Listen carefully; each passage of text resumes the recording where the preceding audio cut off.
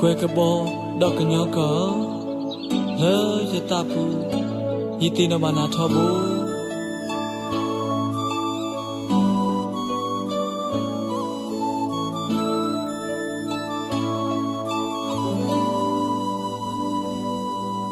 Jukokanyo, Mietiko, Yitili, Baojidona.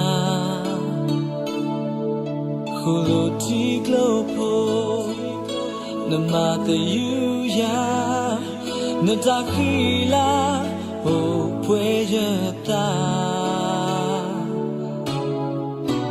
Oidona basa, tobo muladana. Betamula kasunya, kalau Kebama Miuilo basa Ketolota Mujiniba kekitilo peta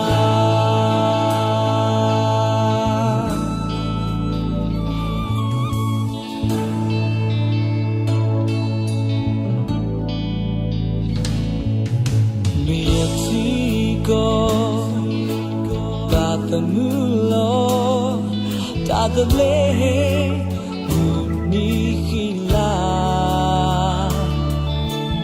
La Dosati, Sodonie, Tasuni, the Helata,